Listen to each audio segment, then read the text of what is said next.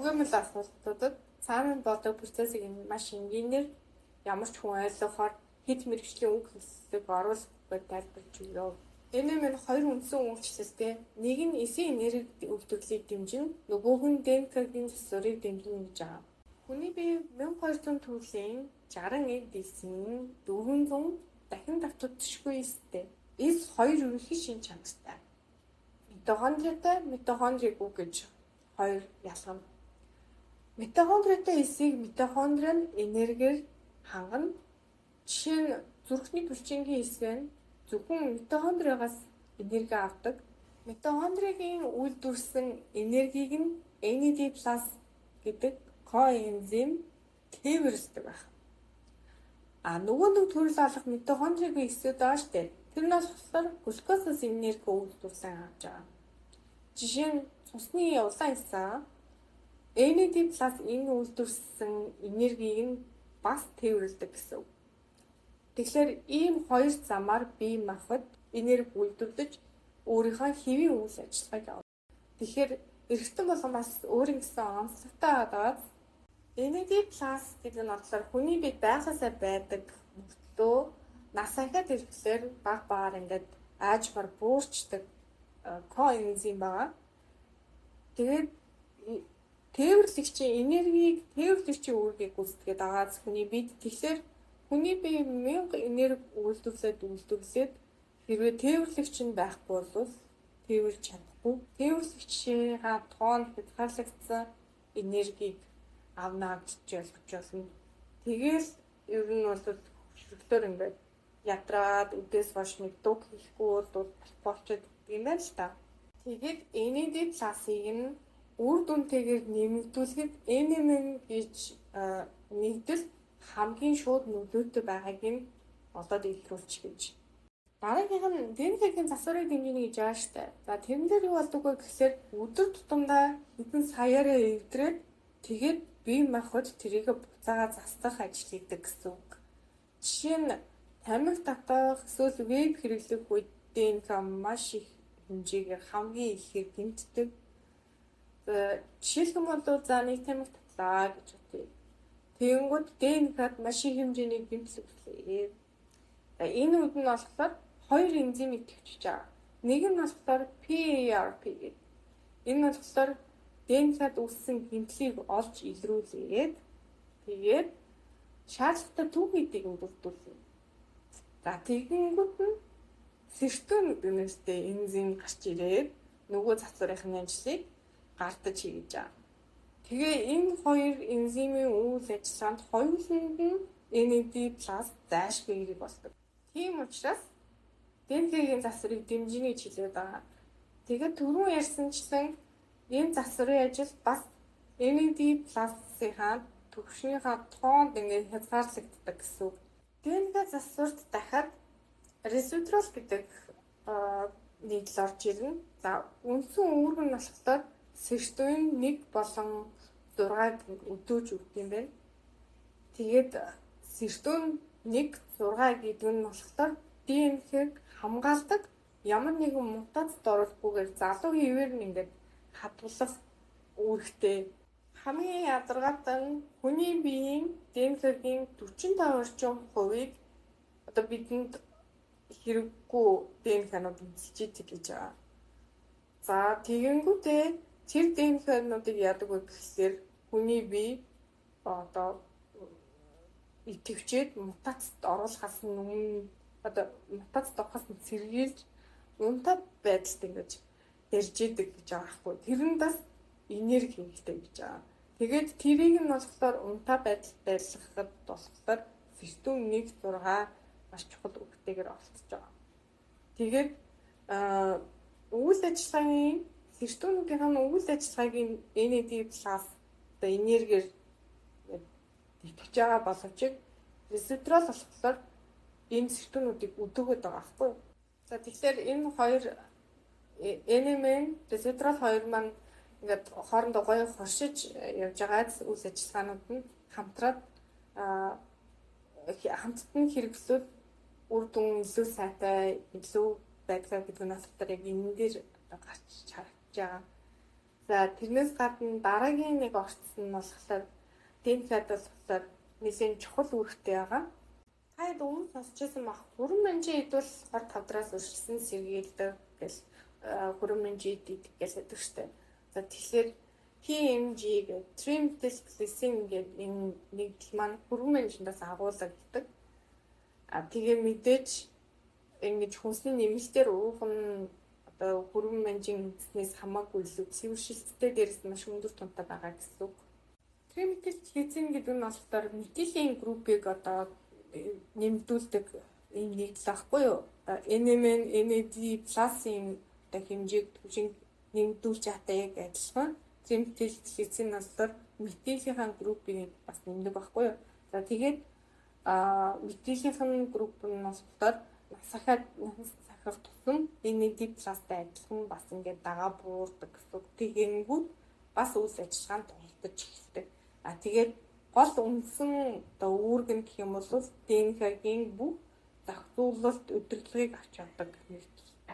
Жишээлбэл одоо илэрний ис, арсны ис, ясны ис гэдэг юм уу те өөр хоорондоо бол ялгагдах юм ялгаануудтай. Тэр ис болгон бас өөр хоорондоо адилгүй байгаа. Үүдлээс яж байгаас хувираас ямар нэг юмны ис болж байгаа шүү дээ.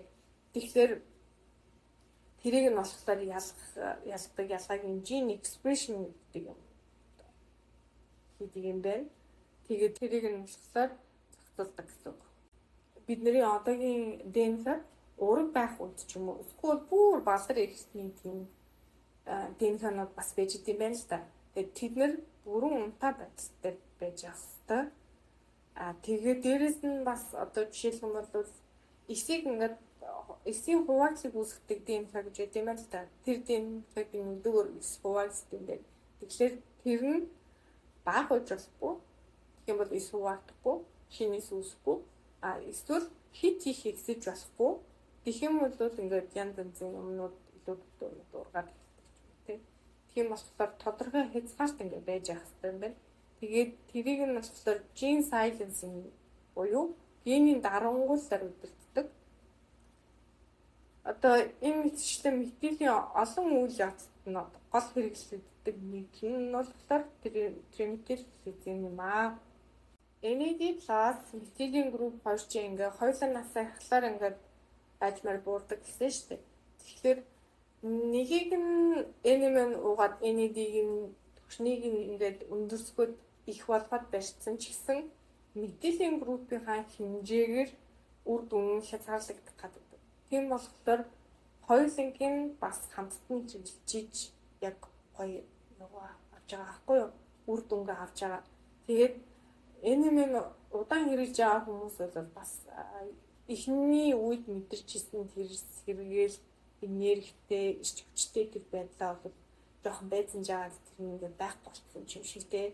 Нэг юм мэдрэхгүй байгаа юм шиг илүү одоо илүү нөлөө үзүүлэлтэд байгаа юм шиг үзүүлэхгүй байгаа юм шиг энэ мэддэггүй ингээд болчихсон шүү дээ. Тэр нь болохоор метилийн групп чинь ингээд тэрний хязгаартаа байлцчихж байна гэсэн. Тэгэхээр метил TMG буюу trimethylglycine уугаад тэрнийхээ түвшин өсгөөд ирэхлээр юу яач юм бэ? Сайн үр дүн бүр илүү сайн мэдрэгдэж эхэлнэ гэсэн. Тэгээд ихэнх хүмүүс бол ерөнхийдөө NMN, Resveratrol, TMG энэ гурыг бол гурван хэлбэрээр нь хослуулсан хийж одоо үр дүнгийн нь авдаг longevity trio гэж одоо бас нэрлэгдээд байдаг. За дараагийн нэг асуудал байна. За тэр нь болохоор өдөр бүр бид нэр хоол хүнснээсээ өөрийнхөө биед хэрэгцээтэй амин дэмээ авч байх хэрэгтэй. Олон төрлийн наваа идж явах хэрэгтэй, жимс идж явах хэрэгтэй. Өдөрт 5 өнгийн одоо хүнс хэрэглээрэй гэж бас эрүүл мэндийн байгууллагууд зөвлөдөг шүү дээ. Тэрийг бас сонсч ирсэн байх тий. Одоо ингээд хоол хүнсний дутагдал ороод ч юм уу хоол хүнсээ багасгаад дайет бариад ирэх ч юм уу тий. Тэр үед болохоор богино хугацаанд бол сүртэй юм бол мэддэхгүй дураад байгаа юм шиг санагддаг ч юм уу тий. Тэмхэл юм болсон. Гэвч дунд хугацаанд урт хугацаанд эрүүл мэндийн олон асуудлаар бол илэрч гарч ирдэг. гол нэг асуудал. Тэгээд учир нь болохоор бидний эзэн хоол хүнснээс хотод амин дэмнүүдийг нь шимж аваад эсэд өнгөд эс энерги үйлдвэрлээд тэгээд ДНХ-гийн засвартай ашигладаг байгаа шүү дээ. Тэгээд одоо түрүүн ярьсан ДНХ-гийн засвар хэрэгтэй түүхий гэдгээд ярьжсэн шүү дээ. PRP-гийн нөгөө нэг бэлдэж өгдөг гэдээсэн. Тэгэхээр тэр түүхий эдэнд нь энэ амин дэмнүүд нь бас орж байгаа байхгүй юу? Хамгийн өрөвдөлтөн гэх юм уу цусны улаан эс болохоор нийт хүний биений эсний 90%-ийг нэмэлтдэг байхгүй юу? Тэгээд зөвхөн бидний эзэн одоо хоол хүнснээс энерги үйлдвэрлэдэг юм хэлээ. Бид нар ингээд нүүдлийн малч хуугаас холдоод хагас суушмал одоо амьдралын маяг руу орж эхэлж штеп. Ихэнх одоо бид нарыг хэрэглэж байгаа хоол хүнс бүтээгдэхүүнүүд маань нэг бол импортоор орж иж байгаа, нэг бол үйлдвэр одоо дотоодын үйлдвэрүүдээр бас амжиж шингэж үйлдвэрчдийн шугам процессор дамжиж орж иж байгаа. Тэр болгон одоо машин махсуу тараг ч юм уу эсвэл өөрөө ногоо жимсэд тариад бол үдчих чадахгүй байгаа. Тэгэхээр бид нэр болохоор өдөр тутам мэдж байгаа хоол хүнснээсээ нэгт бол бүрэн бол автаа амин дэмээ бол авч чадахгүй байгаа. Дээрээс нь олон төрлийн одоо хүнсний ногоо жимс бол угаасаа хэрэгжилж чадахгүй байгаа шүү дээ. Тэгэхээр энийгээ юугаар орлуулдаг вэ гэхээр бид нар бол янз бүрийн мультивитамин, эрдэс тэжээл гэсэн юмудаар орлуулдаг байна. За тэгэхээр ургамлын гаралтай витаминаас болохоор хүний бие ямар ч асуудалгүйгээр амин дэмээ шингээгээд авчиж байгаа. Харин зарим нэг синтетик витаминыг болохоор огт шингээж чаддаггүй юм билээ. Яагаад тэгэхээр молекул нь дутуу учраас эсэд нэвтэрч чаддаггүй. Хотоодыг дамжаад одоо ордог гэж ботход эс рүү нэвтэрч чадахгүй гэсэн молекул нь дутуу. Ургамлын гаралтай ч юм уу цаанаасаа байгалсаа ингээд бүрэн зогцсон ингээд молекулын бүтцтэй ирж байгаа шүү дээ. Тэгээд одоо энэ шингээгүй эсэд орч чадаагүй энэ илүүдл юмнуудыг болохоор хүний бие детокс цэвэрлэх шаардлагатай болдог. Тэгэнгүүт зүгээр bijсэн бодисын солилцоогоо дахиад ингээд илүү ачаал өгч байгаа байхгүй юу? Уул нь ингээ юм уу ингээд витамин уугаад өөрийнхөө бие организмыг дэмжиж гэж бодоод байгаа боловч нөгөө буруу сонголт хийснээсээ болоод өөрийнхөө бие организмыг улам ингээд ачааллуулаад бас нэг анхаарах зүйл бол биенийх амин дэмийн харилцан хамаарлын асуудал байгаа. Одоо жишээлбэл хүний биеийн цайрын хэмжээ ингээд хит ихсчих юм бол тэрнтэй нь харилцан одоо хамааралтай байдаг цэсийн хэмжээ ингээд шууд буурчдаг гэсэн. Тэгээд цэсийн түвшин буух юм бол ус бууралж муурцдаг шүү дээ. Мөн ургамлын гаралтай хүнснээс болохоор амин дэмийн илүүдэл үүсдэг. Одоо жишээлбэл дууган хичнээн идэдсэн ч гэсэн А витамины илүүдэл бол бас одоо хөрөхгүй шүү дээ. Харин синтетик А витаминыг хэрэглээд таслаар хэтрүүлвэл ясны сэргийлэлт эсвэл эвлэг гэмтэй гэсэн асуудлууд бол гарч ирдэг юм аа. Өөрөөр хэлбэл бол хотоодны өнгөр бол маш чухал тий. Бидний макробиомыг одоо байлгаж байгаа экосистем шүү дээ. Тэгээд тэрийг болохоор хүмүүс детокс хийж юм гэж яриад тэр одоо гол чухал хэрэгтэй байгаа өнгөрийг ингээд утгаа хаагчдаг. Тэгээд тэрийг болохоор өөртөө биеийг цэвэрлээд байна гэж бодчихж байгаа.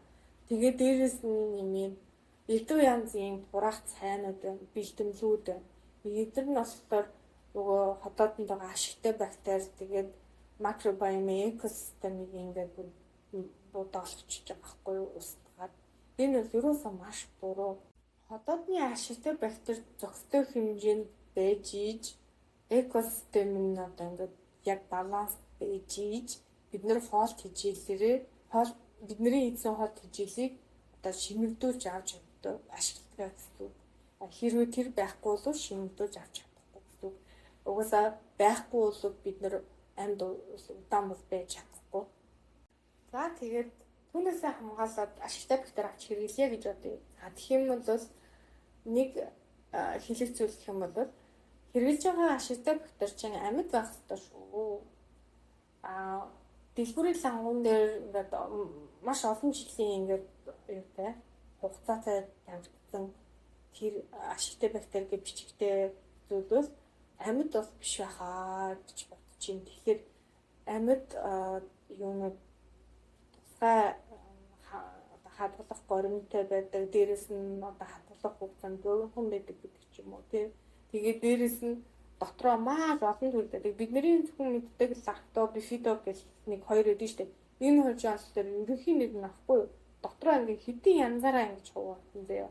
Тэгэхээр олон төрөлд ижиж хотоодны ашигтай бактериуд нь тоо төрөл нь олон байх тусмаа илүү сайн баггүй юу? Тэгэхээр тэднийг маш сайн анзаарч харах хэрэгтэй. Докторууд ингээ код мод нэр усаараа ингээ ялгагдаад ирдэг.